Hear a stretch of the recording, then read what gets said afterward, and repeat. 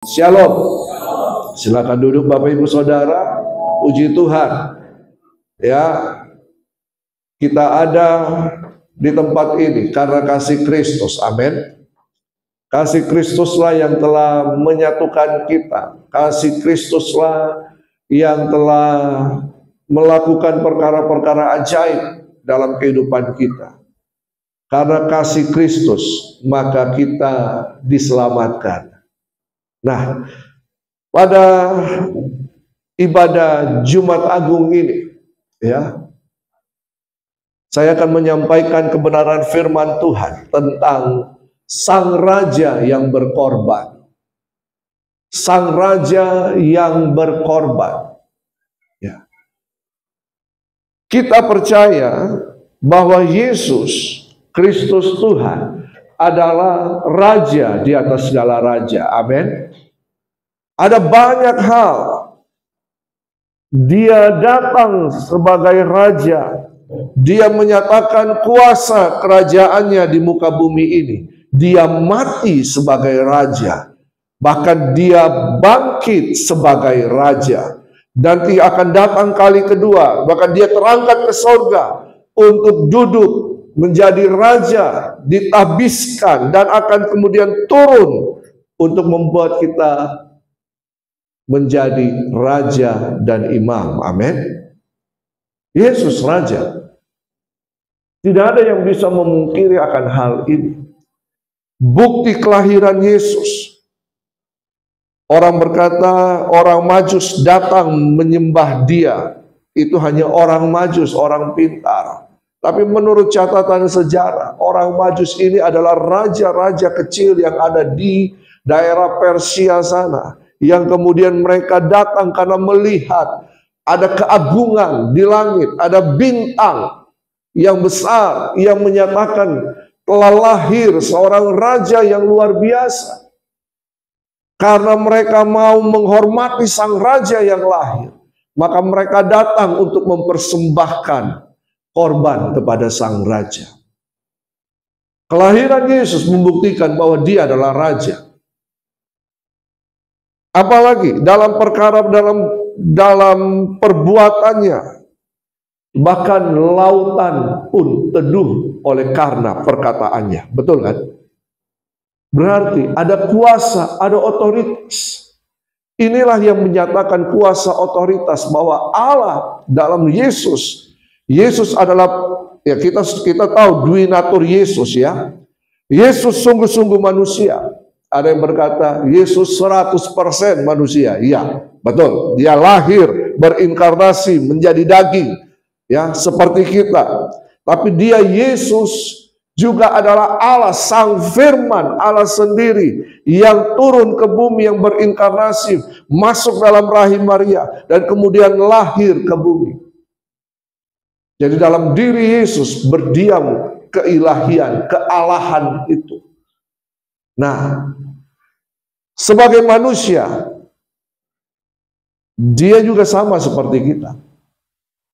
Tetapi, sebagai Allah, tidak ada seorang pun yang berani berkata kepada teman yang lain atau saudara atau sahabat dan berkata, dosamu sudah diampuni. Betul kan? Tidak ada.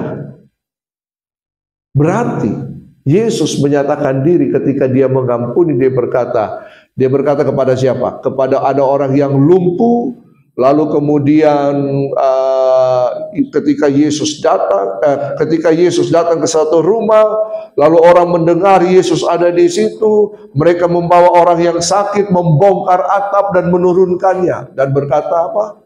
Angkat tilammu, pulanglah dan jangan berbuat dosa lagi. Betul kan? Nah, ketika Yesus ada seorang wanita yang ingin dirajam karena berzina, Yesus berkata, kalau ada yang tidak berdosa, silakan. Pulanglah, dosamu sudah diampuni. Betul kan? Yesus menyatakan itu. Kuasa, mujizat, tanda-tanda heran menyatakan bahwa dia punya kuasa. Bahkan setan-setan pun tunduk. Kehidupan Yesus sungguh luar biasa. Nah, sang raja ini lalu kemudian ditangkap Orang menganggap Yesus akan apa? Mendirikan kerajaan secara fisik, jasmani di dunia ini. Orang Israel menantikan Mesias. Mereka merindukan supaya Sang Mesias ini datang dan membebaskan orang Israel dari perbudakan Romawi. Sama seperti kita Indonesia, betul kan? Ya. Nah, tapi kemudian Yesus datang. Yesus tidak mendirikan kerajaan jasmani. Tapi Yesus menyatakan kuasa, pengaruh kerajaan itu. Akhirnya orang Israel, para ahli Taurat, orang Farisi, mereka yang ada di Sanhedrin, imam besar dan semuanya bermufakat untuk menolak Yesus. Lalu kemudian Yesus disidang demi sidang. Ditangkap, disidang demi sidang, dan sampailah kepada Pilatus. Lalu kemudian Yesus ketika akan disalib dituliskan di atasnya apa? Di atas salibnya, inilah raja orang Yahudi. Lalu dia dimahkotai kan? Betul kan? Orang berkata, ya itu hanya olok-olokan. Tidak. Itu tidak terjadi secara kebetulan. Karena orang berkata, karena engkau raja, engkau dimahkotai, mahkota dulu. Nah, apa yang terjadi dalam pribadi Yesus? Yesus, Filipi mengatakan, walaupun dia sama dengan Allah, dia tidak menyombongkan dirinya, tapi dia merendahkan dirinya. Bahkan sampai mana? Sampai mati di kayu salib. Inilah sang raja, raja yang berkorban. Banyak orang ketika sudah ada di atas tidak mau berkorban, betul kan? Maunya orang yang di bawah yang berkorban.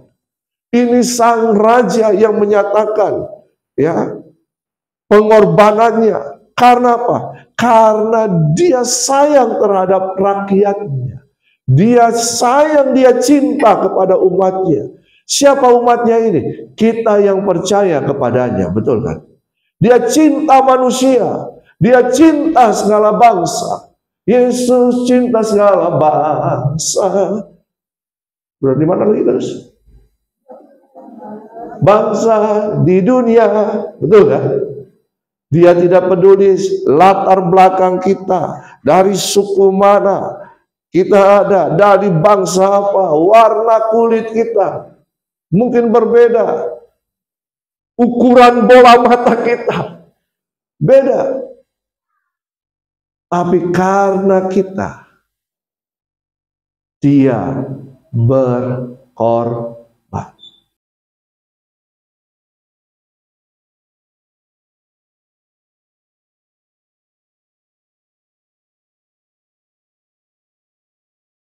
Makanya Markus 10 ayat 45 berkata begini.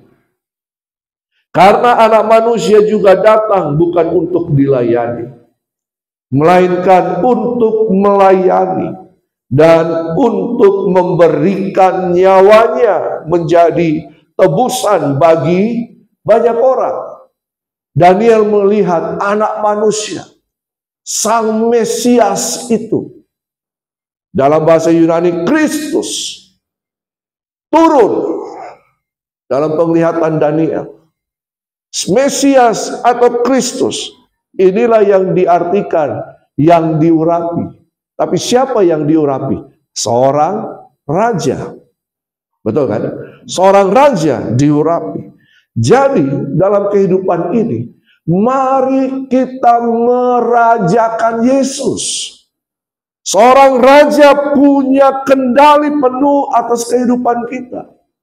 Kenapa Alkitab memilih kerajaan bukan republik? Betul? Kenapa Alkitab memilih kerajaan bukan republik? Itu kan dulu-dulu, Pak. Tapi Yesus tetap memberitakan tentang kerajaan Allah, betul kan? Bertobatlah sebab kerajaan Allah sudah datang. Dalam pemberitaannya sehari-hari, dia mengajarkan tentang kerajaan Allah. Lalu kemudian ketika dia bangkit, selama 40 hari Alkitab berkata dia mengajarkan tentang kerajaan Allah. Kenapa? Supaya Allah, Sang Raja, memerintah dalam kehidupan kita. Berdaulat penuh. Amin. Kita harus merajakan Yesus. Markus berkata begini, anak manusia, Sang Raja ini, dia datang bukan untuk dilayani. Dia yang punya kuasa. Dia pencipta dunia ini. Betul kan? Segala sesuatu yang ada di bumi ini itu dimiliki oleh Yesus. Seharusnya ketika dia datang, manusia harus sujud bertelut melayani dia. Betul kan? Tetapi yang terjadi, Markus menyatakan, kisah di dalam Markus pasal 10 ini sungguh luar biasa. Ketika itu anak-anak Zebedeus datang kepada Yesus, ya, Yakobus dan Yohanes, lalu berkata, bisik-bisik sama Yesus dalam terjemahan yang lain, Yesus, nanti kalau kau memerintah, kasih dong posisi. Kan biasa begitu toh, kalau pilkada toh sudah banyak yang merapat. Saya pilih kok, tapi jangan lupa kasih Kak posisi. Iya tak? Angkat Kak jadi pejabat, kasih Kak proyek. Nah, ini juga seperti itu. Mereka datang kepada Yesus. Yesus, ingat-ingat, kalau kau memerintah, saya dan saudaraku ini duduk di kiri kanan. Yesus berkata, apa yang akan terjadi padaku? Cawan itu, kau tidak sanggup meminumnya. Kami sanggup. Lalu Yesus berkata, soal kedudukan, soal peninggian, itu urusan Allah. Lalu kemudian ayat-ayat ini, ayat 45 muncul. Karena anak manusia, Yesus berkata begini sebelum ayat ini, pemerintah demi pemerintah, memerintah dengan tangan besi, dengan otoriter, berusaha untuk menaklukkan rakyatnya untuk kepentingan pemerintah. Lalu Yesus berkata, anak manusia datang bukan untuk dilayani, melainkan untuk melayani. Ini keteladanan dari Sang Raja. Raja berkorban, raja yang punya kuasa, raja yang punya pengaruh, raja yang punya power, tapi berkata, saya datang untuk melayani. Ini menunjukkan kerendah hatian Yesus. Ini menunjukkan sikap keteladanan Yesus. Dia Sang Raja datang berkorban. Yang pertama, dia berkorban untuk melayani kita, manusia. Nah, bahkan dikatakan, bukan hanya itu. Bukan hanya untuk melayani, tetapi memberikan nyawanya menjadi tebusan bagi banyak orang. Menjadi tebusan bagi saya, Bapak, Ibu, Saudara. Jadi peristiwa Jumat Agung ini, peristiwa penyaliban Yesus, itu bukan peristiwa yang biasa saja, yang sering kita lakukan tiap tahun. Tetapi menjadi peristiwa yang harus kita kenang baik-baik. Yang harus kita sadari bahwa Allah, Sang Raja itu datang ke dalam dunia untuk melayani. Yang kedua, untuk berkorban. Nah, jadi dalam kehidupan kita, dua hal ini yang harus kita kerjakan. Amin. Dua hal ini, apa yang pertama? Yang kedua, berkorban. Orang sering minta dilayani, tapi Yesus berkata, anak manusia datang bukan untuk dilayani, tapi untuk melayani. Makanya ada lagu kan, melayani, melayani lebih sungguh. Kita bisa mau melayani, tapi yang kita layani adalah mereka yang lebih tinggi statusnya dari kita. Itu manusia. Tapi Yesus datang, dia tidak peduli status manusia. Siapapun dia layani. Bahkan kalau kita pelajari kitab Markus ini, dari Markus 1 sampai Markus 8, itu yang Yesus kerjakan adalah melayani orang-orang, menyembuhkan yang sakit, membebaskan yang tertawar, dan sebagainya. Dia masuk kota keluar kota, dia masuk desa keluar desa, hanya untuk apa? Melayani. Lalu kemudian ketika kita baca seterusnya, mulai pasal 9, 10, dan sampai 16, detik-detik Yesus, pengorbanan Yesus di kayu salib. Markus membagi dua tentang hal itu. Karena itu dalam kehidupan kita, dalam Injil Markus, ya, ada dua karya utama Kristus yang menunjukkan kerelaannya dalam berkorban. Yesus mengajarkan bahwa hidup harus bermanfaat bagi orang lain. Untuk apa kita hidup? Betul? Hidup ini harus bermanfaat bagi orang lain. Karena itu nilai yang harus kita bagikan kepada banyak orang.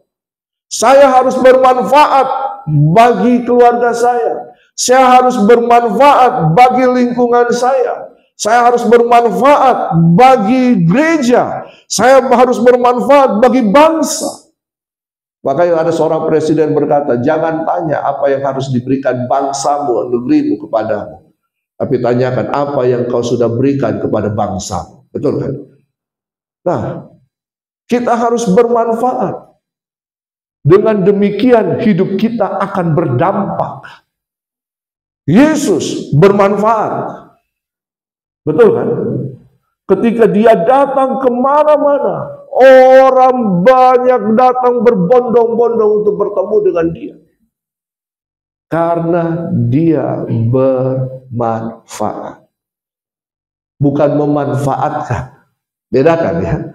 Ada orang yang suka memanfaatkan, tapi ada hidup yang bermanfaat. Dia membagikan kehidupannya bagi orang lain.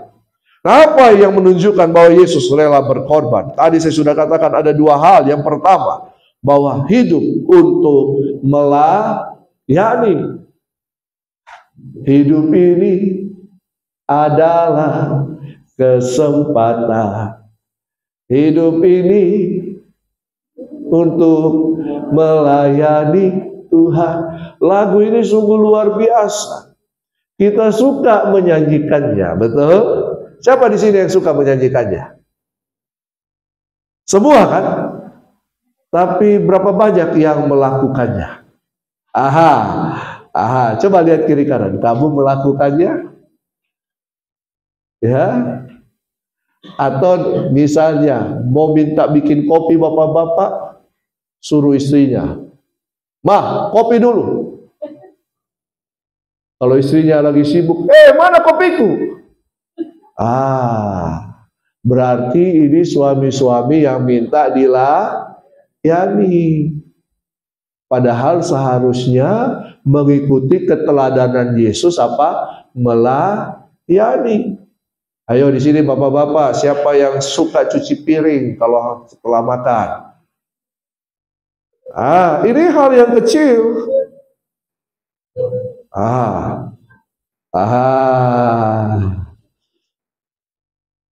Ini bapak-bapak, saya bapak-bapak. Saya cuci piring. Tanya istriku. Ya, urusan kamar mandi, sikat apa itu urusan saya sampai kloset. Harus melayani. Istriku bagian yang lain. Biasanya dia sudah capek, Ya, dia bilang, "Pak, pijit-pijit tuh." Pijit. Ya, saling melayani, bukan saling menuntut untuk dilayani. Karena ini keteladanan Yesus, Sang Raja itu. Nah, jadi hidup ini untuk melayani. Tapi kan saya bekerja, Pak. Ya, kamu bekerja. Saya kan ada usaha, Pak. Ya, tapi justru disitulah ladang pelayanan kita. Manusia itu suka apa? Mempersulit sesuatu yang mudah, betul kan? Betul apa betul? Kalau bisa dipersulit, kenapa tidak? Makanya terjadi birokrasi. Padahal sebenarnya mudah. Tetapi itu karena ada prinsip apa? Saya kan ada di posisiku. Kamu harus hormati saya. Tidak. Yesus Raja, dia pemimpin, tapi dia melayani. Saudara-saudara yang punya jabatan di kantor, ya, jangan merasa diri harus dihargai, dihormati. Layani. Mulai saat ini, belajar untuk melayani. Bukan harus tampil di mimbar, baru itu berkata melayani. Bukan hanya jadi asyar, kolektan, dan sebagainya, itu melayani. Itu di dalam gereja, iya. Tapi pelayanan yang sesungguhnya ada di mana? Di luar sana. Di mana kita ada, itu tempat pelayanan kita. Amin. Menolong orang, melakukan perbuatan baik dan sebagainya, itulah pelayanan kita. Tapi menyusahkan orang, membuat masalah, itu bukan pelayanan. Amin. Katakan kiri kananmu, saya harus melayani, kamu juga harus melayani. Aha. Nah, pelayanan seperti apa? Jadi pelayanan kita harus dilandasi oleh panggilan. Ada pelayanan-pelayanan khusus yang harus kita kerjakan selain pelayanan umum. Ada pelayanan khusus. Nah, ini tanya Tuhan. Ada pelayanan khusus yang mungkin sesuai dengan jabatan kita. Ya, ada guru melayani untuk apa? Supaya murid-muridnya baik, tujuannya baik, murid-muridnya mempunyai karakter yang baik, murid-muridnya menjadi pintar. Itu panggilan khusus.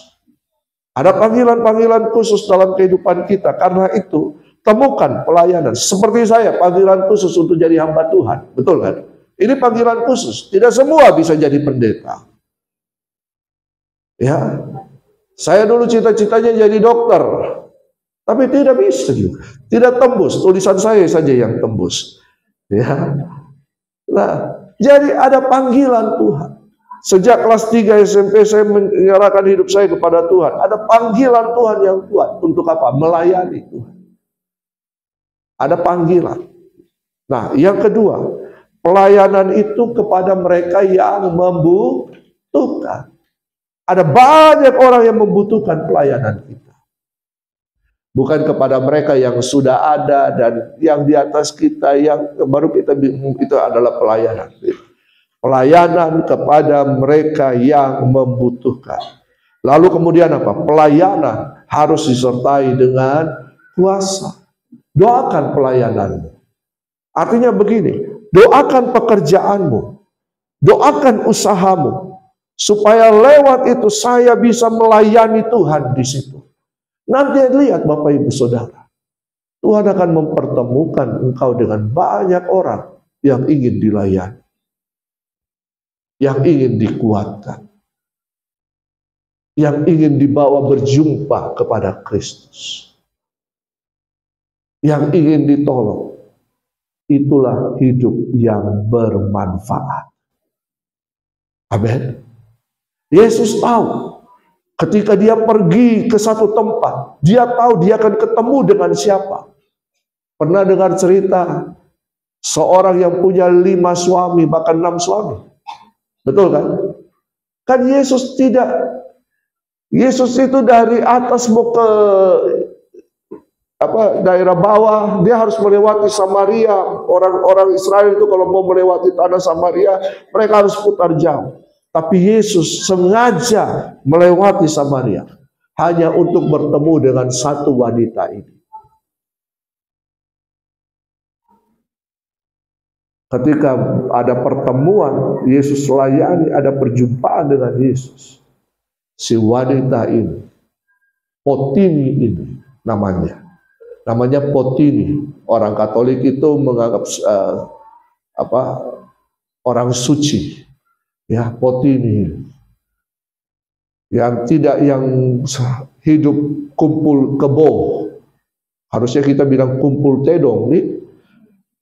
Tapi ketika jumpa dengan Kristus, hidupnya berubah.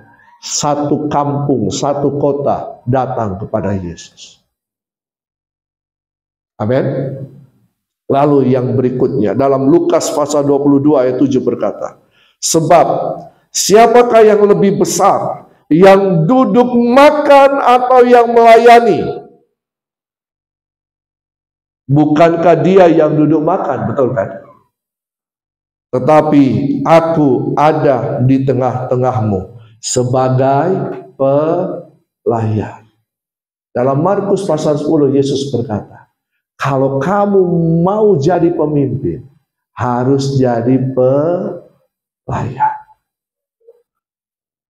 Harus merendahkan diri, melayani. Pemimpin pelayan. Pemimpin yang memiliki hati yang melayani. Ya, yang kedua, Pak Pendeta, ini khotbah Jumat Agung kok khotbah pelayanan. Ya. Tapi ini yang dikerjakan oleh Yesus, betul kan? Yang kedua adalah ya, hidup untuk memberikan nyawanya, hidup untuk berkorban, bahkan sampai nyawanya dia serahkan. Filipi pasal 2 berkata, bahkan dia merendahkan diri sama seperti manusia, taat sampai mati. Ia mengosongkan dirinya. Tidak menganggap kesetaraan dirinya dengan Allah. Dia mengosongkan. Dalam istilah teologi dikatakan kenosis. Apa itu kenosis? Sampai titik darah terakhir. Itu kenosis. Seperti kain yang diperas sampai tidak keluar airnya lagi. Berarti hidup Yesus sungguh-sungguh diberikan kepada manusia sampai titik darah terakhir. Betul kan? Sehingga oleh darah Kristus kita ditebus. Oleh darah Kristus kita disucikan. Amin. Oleh darah Kristus. Nah, pasal 9 sampai 16 ini menyatakan tentang pengorbanan Yesus. Saya pernah kayaknya di tempat ini atau di mana, saya lupa. Jadi selama 3 tahun Yesus itu melayani di daerah Tiberias. Di situ dia menyatakan kuasa, dia menyatakan mujizat, dia menyatakan tanda-tanda heran. Orang semua tertarik dengan Yesus. Lalu kemudian dia membawa murid-muridnya untuk pindah ke Yerusalem. Karena dia berkata begini, aku akan pergi ke Yerusalem. Sampai di sana aku akan dihakimi, bahkan akan dibunuh. Pada waktu itu dia menyatakan itu. Ketika mereka berpindah dari Tiberias ini, dari Galilea di situ berpindah ke Yerusalem, dalam perjalanan mereka singgah di Kaisarea Filipi, di daerah di bawah Bukit Hermon. Ada satu daerah namanya daerah Kaisarea Filipi, daerah yang sekarang jadi reruntuhan. Disitulah tempat raja-raja mendirikan kuil, pemerintahan-pemerintahan mendirikan kuil, bangsa-bangsa mendirikan kuil, menyembah dewa dan sebagainya. Bangsa satu ketika dia mendirikan kuil, lalu kemudian dikalahkan oleh bangsa lain, kuil itu dihancurkan, didirikan yang baru. Jadi tidak ada penyembahan yang tetap kepada dewa-dewa pada waktu itu. Lalu kemudian Yesus bertanya kepada murid-muridnya, menurut orang, siapakah aku? Orang berkata, murid-muridnya, menurut orang, engkaulah Yohanes, engkaulah Elia, engkau. Lalu Yesus bertanya, menurut kamu, siapakah aku? Lalu kemudian Petrus berkata apa? Engkaulah Mesias, anak Allah yang hidup. Kata Mesias ini padanan dengan Kristus. Engkaulah sang raja yang diurapi, anak Allah yang hidup. Makanya Markus 10 tadi berkata apa? Anak manusia datang bukan untuk dilayani, tapi untuk melayani. Yesus ini, lalu Yesus berkata, hai Petrus, apa yang kau ucapkan itu berasal dari Bapa, bukan dari pikiranmu. Berarti surga mengakui, betul kan? Surga mengakui. Bahkan ketika kita lihat ketika Yesus sehabis dibaptis oleh Yohanes keluar dari air, apa yang terjadi? Langit terbuka, betul? Lalu turun Roh Kudus seperti burung merpati, bukan burung merpati, ya, seperti. Lalu ada pengakuan dari surga apa? Inilah anakku yang kukasihi, kepadanya lah aku berkenan. Lalu kemudian setelah pengakuan Petrus, lalu Yesus mengatakan, aku akan dibunuh, dianiaya, dibunuh, disalibkan. Petrus datang seret Yesus. Yesus, kenapa kau katakan demikian? Itu tidak benar. Tuhan akan menghardik iblis dan sebagainya. Mulut yang sama yang mengakui bahwa Yesus Mesias, anak Allah yang hidup. Mulut yang sama menolak, betul kan? Bisa nggak demikian? Bisa nggak? Bisa. Mulut yang sama mengakui, mulut yang sama memarahi Yesus. Lalu Yesus berkata, hei iblis, enyahlah. Bukan apa yang dipikirkan manusia, tapi kita harus memikirkan apa yang dipikirkan oleh Allah. Yesus tahu dia harus mati. Betul? Yesus tahu dia harus mati. Seandainya Bapak Ibu Saudara tahu harus mati, apa yang harus kita lakukan? Apa yang terjadi dalam kehidupan kita? Ketakutan kan? Betul? Mulai mengeluh dan sebagainya. Tapi tidak. Yesus tahu dia harus mati, dia harus berkorban sampai titik darah penghabisan. Untuk apa? Untuk manusia. Dia tetap pergi ke Yerusalem. Dia tetap pergi menghadapi hal yang akan terjadi dalam kehidupannya. Bahkan sampai yang terakhir, ketika dia ada di Taman Getsemani, apa yang menjadi doa Yesus? Ya Bapa, kalau boleh, cawan ini lalu daripadaku. Tapi apa? Biarlah kehendak-Mu yang terjadi. Apakah Yesus bisa melarikan diri dari tujuan pengorbanannya?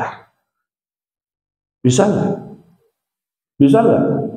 Bisa. Bisakah Yesus menolak kematiannya? Bisa nggak? Bisa. Manusia sering menolak tujuan dan kehendak Tuhan dalam kehidupan kita. Kita suka berbuat suka-suka hati kita. Kita tidak mau takluk di bawah pemerintahan Allah Sang Raja. Tapi Yesus, dia Raja. Dia takluk di bawah kehendak Bapaknya. Dia berkorban. Maukah kita menaklukkan kehendak kita, keinginan kita di bawah kehendak Sang Raja? Amin. Sehingga yang terjadi, kita tidak sama seperti Petrus. Yesus berkata, bukan apa yang dipikirkan manusia. Pikirkan pikiran-pikiran Allah, kehendak Allah dalam kehidupan kita. Yesus berkorban. Dia menyatakan apa? Kasih yang tanpa syarat. Betul kan? Orang berkorban karena ada maunya. Itulah dunia. Saya lakukan ini, tapi ini saya harus dapatkan ini. Seorang koruptor berkata, tidak apa-apa, saya di penjara, tapi jangan ambil uangku, jangan sakiti keluargaku. Apakah ini suatu pengorbanan? Bukan, betul kan? Tapi Yesus, dia tuntut apa sama kita? Nggak ada kan? Tapi dia memberi dirinya untuk berkorban. Bahkan untuk orang yang paling jahat sekalipun. Yesus Barabas dibebaskan. Yesus Kristus disalibkan. Betul?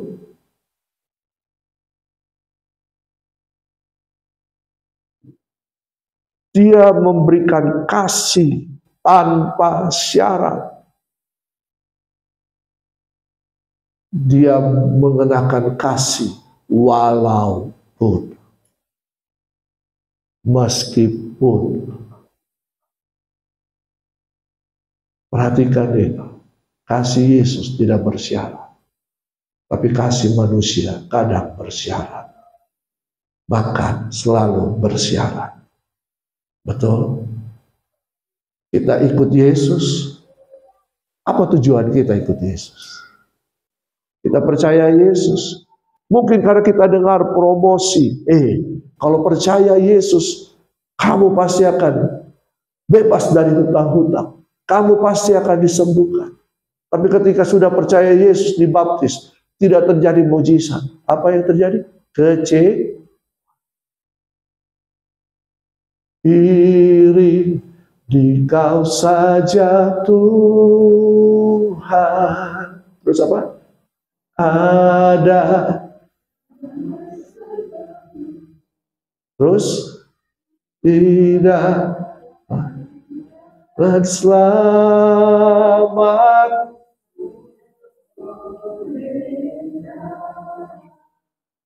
Lanjut. Aku hendak iri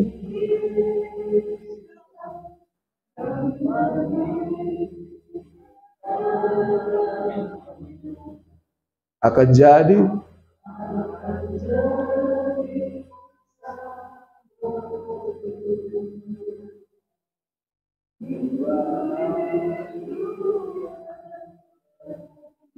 ada kidung jemaat, ada janjian rohani. Tidak apa-apa, jadi satu. Ya, tapi iring di Kau saja Tuhan. Kita nyanyi mengiringmu seumur hidupku. Tapi kadang-kadang ada motivasi terselubung, betul kan? Betul kan? Saya mau iring Yesus, saya mau iring Yesus sampai selama-lamanya. Terus meskipun saya susah menderita dalam dunia, saya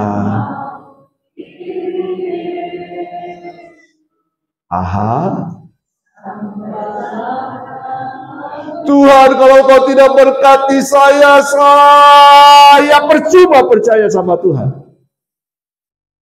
Ada yang begitu? Ada yang begitu? Banyak di luar sana. Tapi di sini tidak ada. Coba lihat kiri kanan. Di sini tidak ada tuh. Meskipun Saya susah menderita dalam dunia, tapi kalau boleh Tuhan Yesus lepaskan saya dari itu semua. Haleluya. Yesus sampai titik darah penghabisan. Dia tidak pernah menuntut. Pernahkah Yesus menuntut sama Bapa? Tidak. Tapi orang Kristen suka, dia pernah mengeluh sama Bapa? Tidak. Betul kan? Tapi orang Kristen suka. Kenapa demikian? Karena kita tidak sadar seharusnya kita mengizinkan Sang Raja menguasai kehidupan kita. Amin. Kasih itu harus dibuktikan. Yesus membuktikan kasihnya. Sedikit lama tidak apa-apa toh. Ya. Yesus membuktikan kasihnya sampai mati di kayu salib. I love you, my darling. Tapi kalau hujan batu, hujan saja gerimis, sorry my love. Kasih harus dibuktikan. Kasih yang diberikan adalah kasih yang terbesar. Roma 5 ayat 7 sampai 8. Sebab tidak mudah seorang mau mati untuk orang yang benar, tetapi mungkin untuk orang yang baik ada orang yang berani mati. Ada orang yang berani pasang badan untuk orang lain. Kenapa? Karena dia telah menerima manfaat dari orang itu. Betul kan? Ada orang yang berani untuk berkorban. Karena orang itu yang dia berani untuk berkorban telah memberikan manfaat dalam hidupnya. Tapi kemudian akan tetapi Allah menunjukkan kasih-Nya kepada kita oleh karena Kristus telah mati untuk kita. Ketika apa? Ketika kita masih berdosa. Mengerti maksud ayat ini? Walaupun kita masih berdosa, Dia mengasihi kita. Yesus tidak pernah memandang kita hina, tidak. Kita berdoa, Tuhan, saya ini seperti kami, ini seperti ulat. Kita yang merendahkan diri, menganggap diri, tapi kita menyombongkan diri. Itu namanya merendahkan diri di atas gunung yang tinggi. Tapi Yesus, Dia telah berkorban sebelum kita apa? Memberikan apa yang kita ini ke Dia. Dia telah berkorban sebelum kita melakukan apa-apa kepada Yesus. Amin. Ini menunjukkan kasih-Nya kepada kita. Kepada saya, Bapak Ibu, Saudara. Yesus rela berkorban tanpa menuntut apapun kepada kita. Yang jadi adalah, mari kita teladani Sang Raja yang berkorban ini. Amin. Ada dua pelajaran yang penting hari ini. Sang Raja berkorban menunjukkan keteladanannya dalam apa? Yang kedua, dalam berkorban. Sebatas apa kita berkorban? Sebatas kita mengasihi.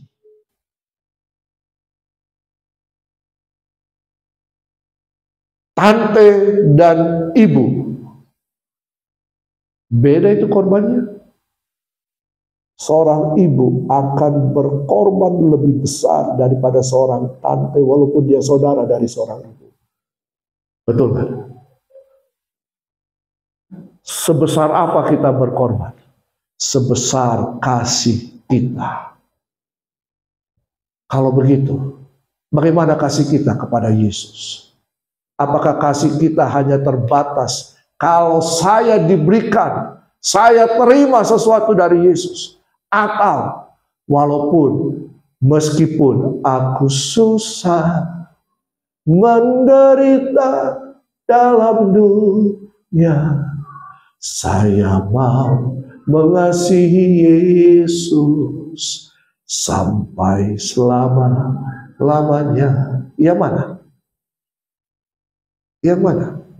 Apakah dalam keadaan baik kita ikut Yesus, cinta Yesus, tapi ketika keadaan yang tidak baik terjadi, bagaimana sikap kita? Dunia tidak akan bertambah baik. Ini pernyataan saya terakhir. Dunia tidak akan bertambah baik. Bahkan persekusi kepada orang percaya kepada Yesus Kristus Tuhan akan semakin jadi. Kalau ini terjadi, apakah kepercayaan kita, iman kita, kasih kita akan tetap kepada Yesus? Jawablah pada dirimu sendiri. Amin.